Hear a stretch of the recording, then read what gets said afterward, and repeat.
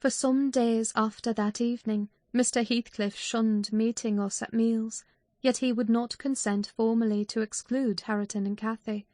He had an aversion to yielding so completely to his feelings, choosing rather to absent himself, and eating once in 24 hours seemed sufficient sustenance for him. One night, after the family were in bed, I heard him go downstairs, and out at the front door. I did not hear him re-enter, and in the morning I found he was still away. We were in April then, the weather was sweet and warm, the grass as green as showers and sun could make it, and the 2 dwarf apple trees near the southern wall in full bloom.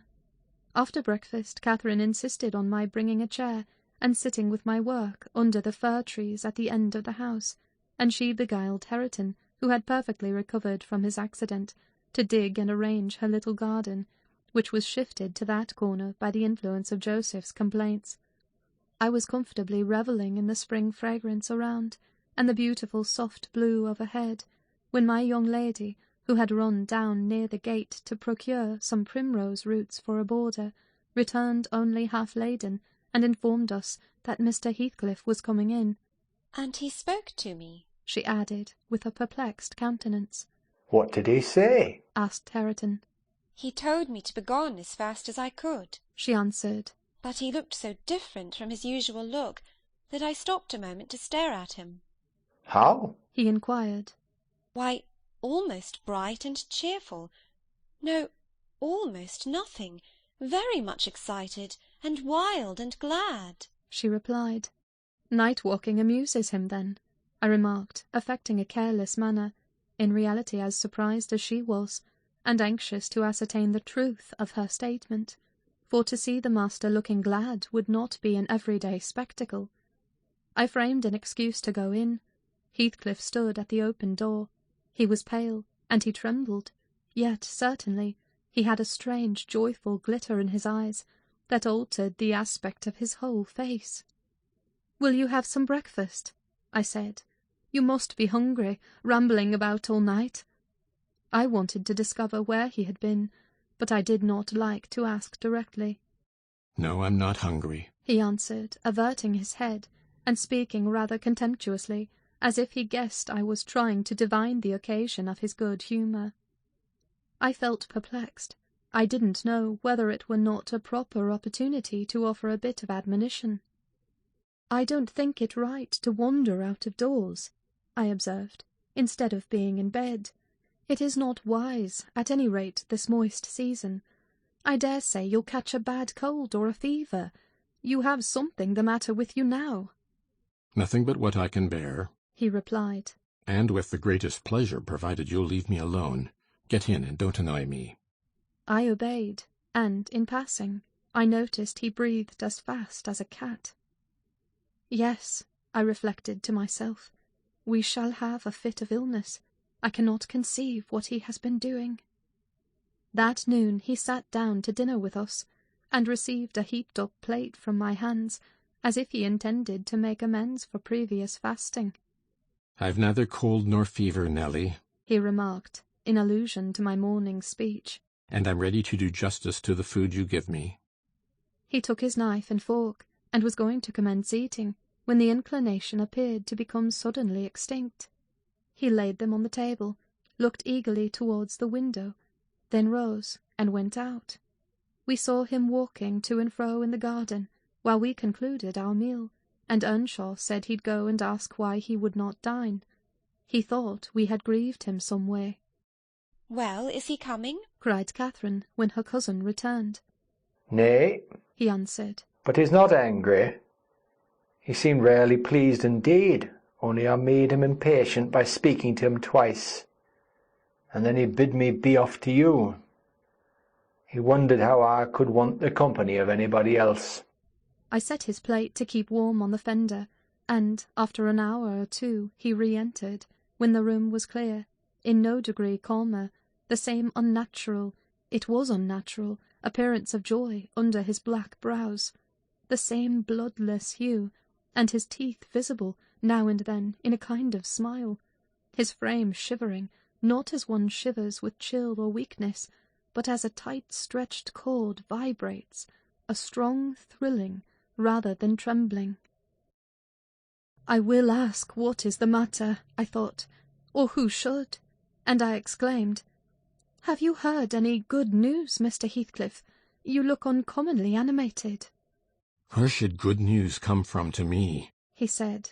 I'm animated with hunger, and seemingly I must not eat. Your dinner is here, I returned. Why won't you get it? I don't want it now, he muttered hastily. I'll wait till supper. And, Nelly, once for all, let me beg you to warn Hareton and the other away from me. I wish to be troubled by nobody. I wish to have this place to myself. Is there some new reason for this banishment? I inquired. Tell me why you are so queer, Mr. Heathcliff. Where were you last night? I'm not putting the question through idle curiosity, but— You are putting the question through very idle curiosity, he interrupted with a laugh. Yet I'll answer it. Last night I was on the threshold of hell. Today I am within sight of my heaven. I have my eyes on it, hardly 3 feet to sever me. And now you'd better go. You'll neither see nor hear anything to frighten you if you refrain from prying. Having swept the hearth and wiped the table, I departed, more perplexed than ever. He did not quit the house again that afternoon, and no one intruded on his solitude, till at 8 o'clock I deemed it proper, though unsummoned, to carry a candle and his supper to him. He was leaning against the ledge of an open lattice, but not looking out. His face was turned to the interior gloom. The fire had smouldered to ashes, the room was filled with the damp, mild air of the cloudy evening, and so still that not only the murmur of the beck down Gimmerton was distinguishable, but its ripples and its gurgling over the pebbles, or through the large stones which it could not cover. I uttered an ejaculation of discontent at seeing the dismal grate, and commenced shutting the casements one after another till I came to his.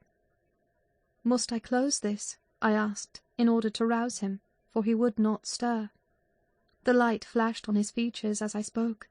Oh, Mr. Lockwood, I cannot express what a terrible start I got by the momentary view. Those deep black eyes, that smile and ghastly paleness. It appeared to me not Mr. Heathcliff, but a goblin, and in my terror I let the candle bend towards the wall, and it left me in darkness. Yes, close it, he replied, in his familiar voice.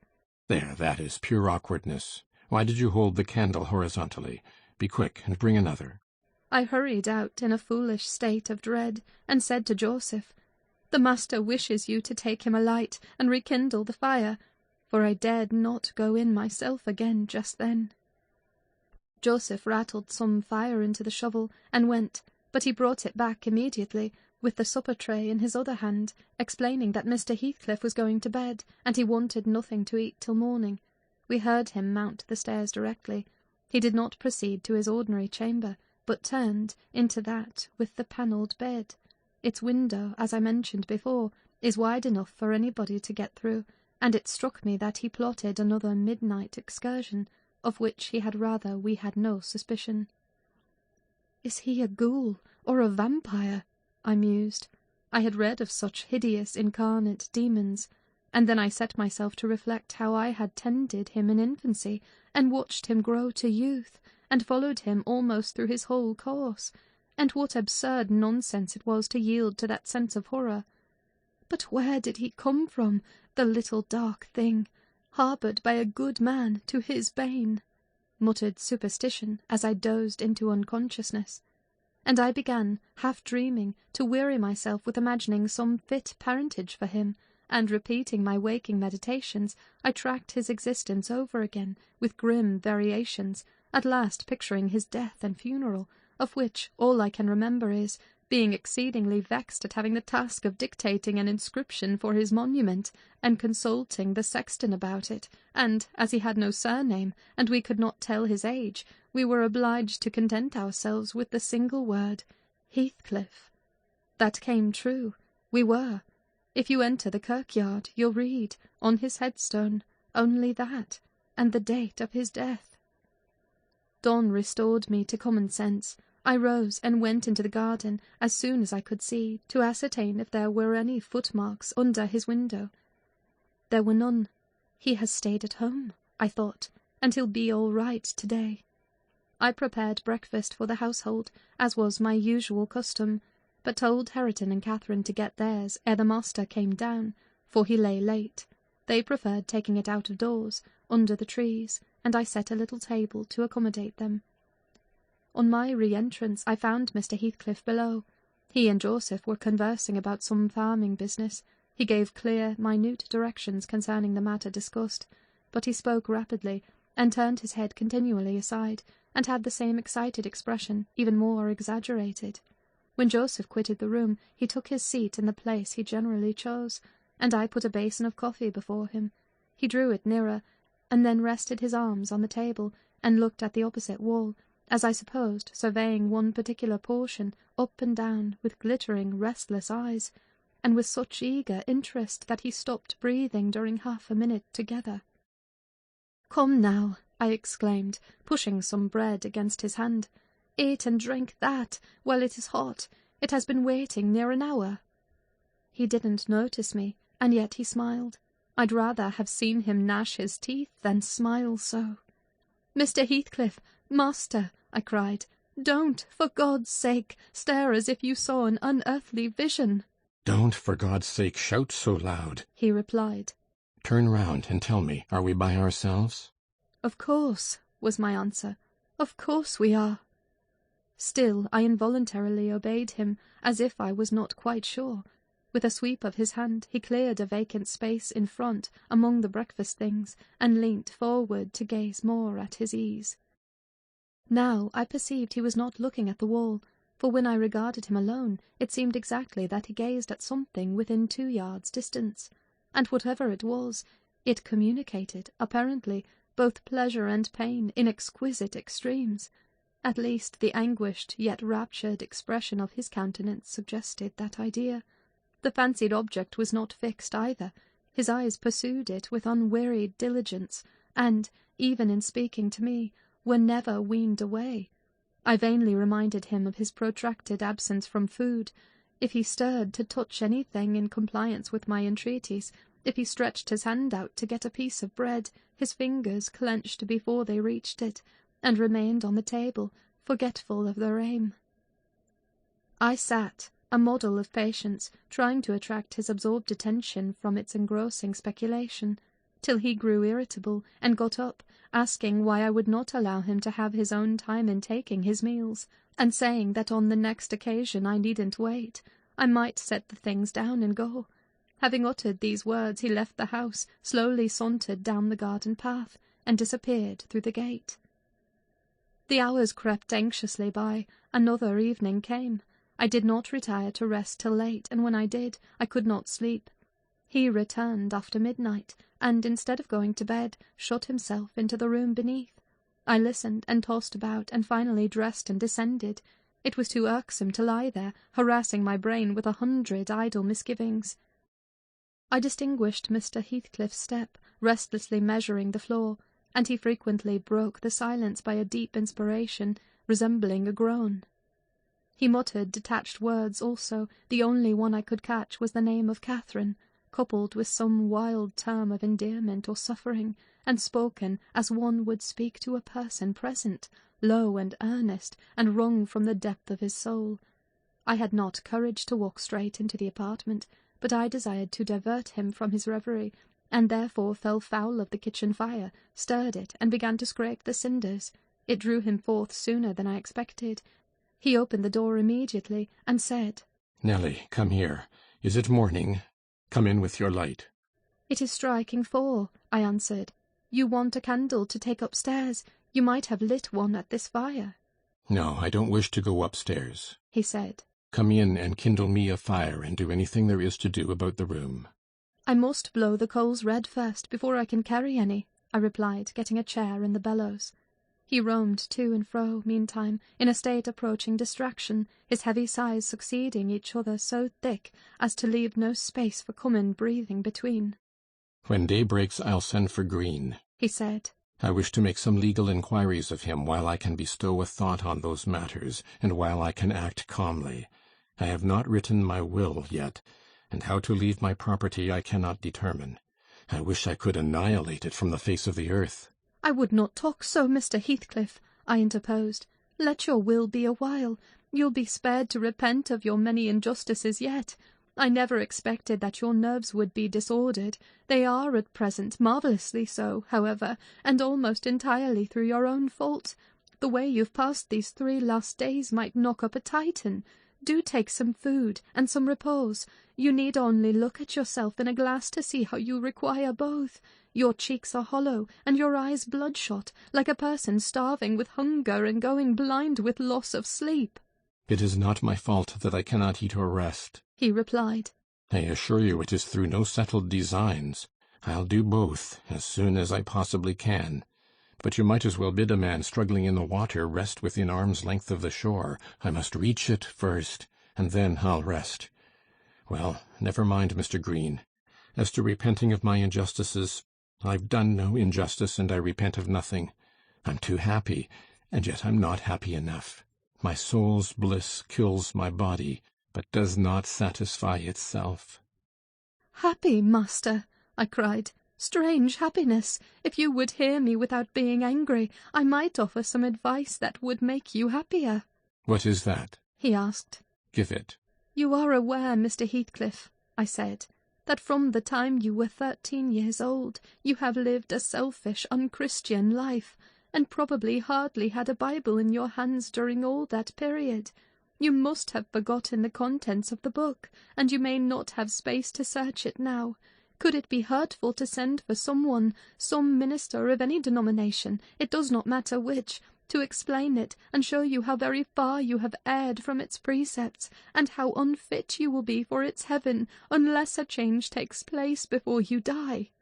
"I'm rather obliged than angry, Nelly," he said, "for you remind me of the manner in which I desire to be buried.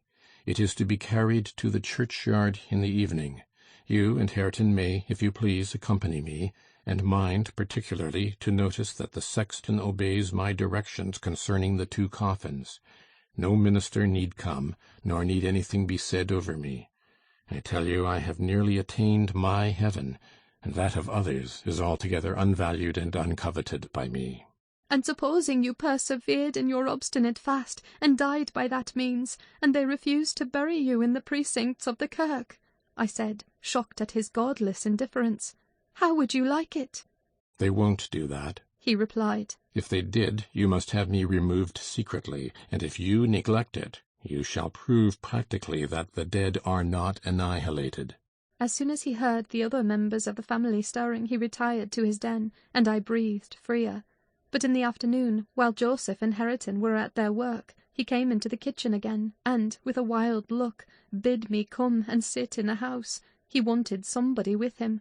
I declined, telling him plainly that his strange talk and manner frightened me, and I had neither the nerve nor the will to be his companion alone. "I believe you think me a fiend," he said, with his dismal laugh. "Something too horrible to live under a decent roof."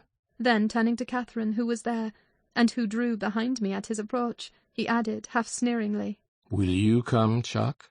I'll not hurt you. No, to you I've made myself worse than the devil. Well, there is one who won't shrink from my company. By God, she's relentless. Oh, damn it! It's unutterably too much for flesh and blood to bear. Even mine." He solicited the society of no one more. At dusk he went into his chamber. Through the whole night and far into the morning we heard him groaning and murmuring to himself. Hareton was anxious to enter, but I bid him fetch Mr. Kenneth, and he should go in and see him. When he came, and I requested admittance and tried to open the door, I found it locked, and Heathcliff bid us be damned. He was better, and would be left alone, so the doctor went away.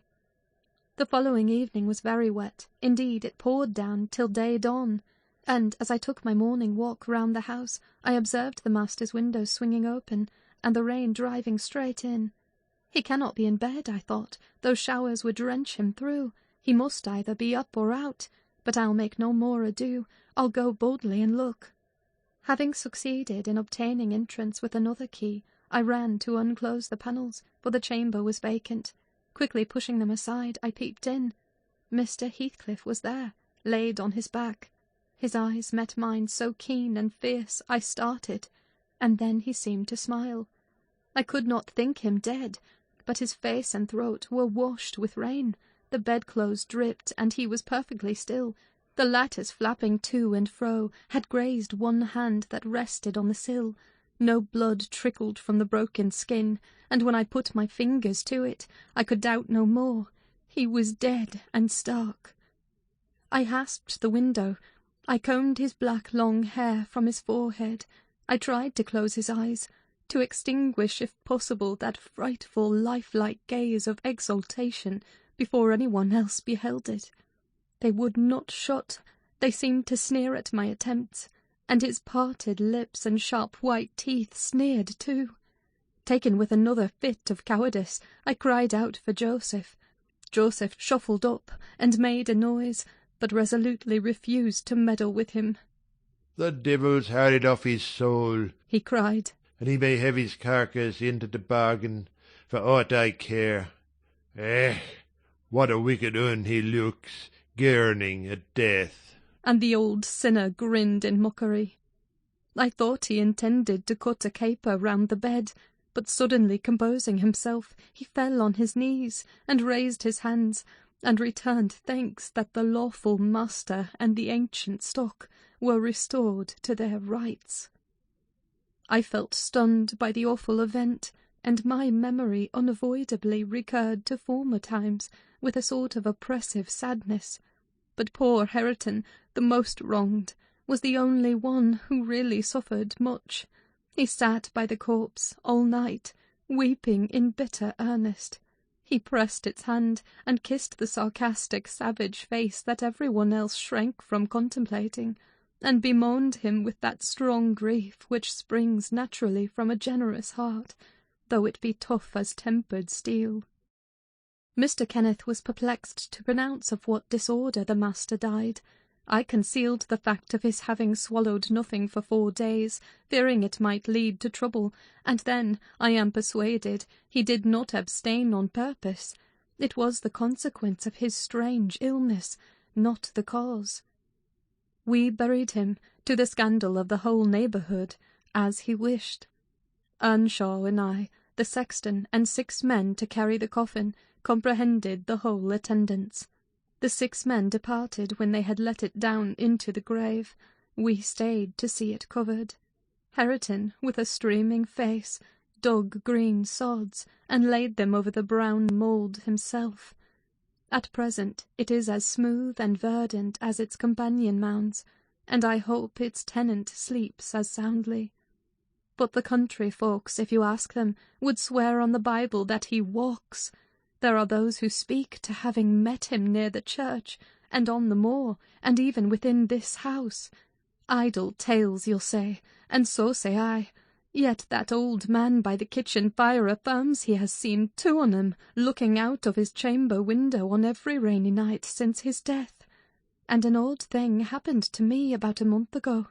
I was going to the Grange one evening, a dark evening, threatening thunder, and, just at the turn of the heights, I encountered a little boy with a sheep and 2 lambs before him. He was crying terribly, and I supposed the lambs were skittish and would not be guided. "What is the matter, my little man?" I asked. "There's Heathcliff and a woman yonder under t' nab," he blubbered, "and I dare not pass 'em." I saw nothing, but neither the sheep nor he would go on, so I bid him take the road lower down.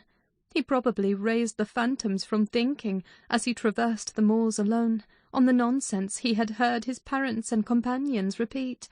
Yet still, I don't like being out in the dark now, and I don't like being left by myself in this grim house. I cannot help it. I shall be glad when they leave it, and shift to the Grange. "They are going to the Grange, then?" I said. "Yes," answered Mrs. Dean. "as soon as they are married, and that will be on New Year's Day." "And who will live here, then?" "Why, Joseph will take care of the house, and, perhaps, a lad to keep him company. They will live in the kitchen, and the rest will be shut up." "For the use of such ghosts as choose to inhabit it," I observed. "No, Mr. Lockwood," said Nelly, shaking her head. "I believe the dead are at peace, but it is not right to speak of them with levity." At that moment the garden gate swung to. The ramblers were returning. "They are afraid of nothing," I grumbled, watching their approach through the window. "Together they would brave Satan and all his legions." As they stepped onto the door-stones, and halted to take a last look at the moon, or more correctly at each other by her light, I felt irresistibly impelled to escape them again, and, pressing a remembrance into the hand of Mrs. Dean, and disregarding her expostulations at my rudeness, I vanished through the kitchen as they opened the house-door, and so should have confirmed Joseph in his opinion of his fellow-servant's gay indiscretions, had he not fortunately recognised me for a respectable character by the sweet ring of a sovereign at his feet. My walk home was lengthened by a diversion in the direction of the kirk. When beneath its walls, I perceived decay had made progress, even in 7 months. Many a window showed black gaps deprived of glass, and slates jutted off here and there, beyond the right line of the roof, to be gradually worked off in coming autumn storms. I sought, and soon discovered, the 3 headstones on the slope next the moor, the middle one grey and half buried in the heath, Edgar Linton's only harmonised by the turf and moss creeping up its foot, Heathcliff's still bare.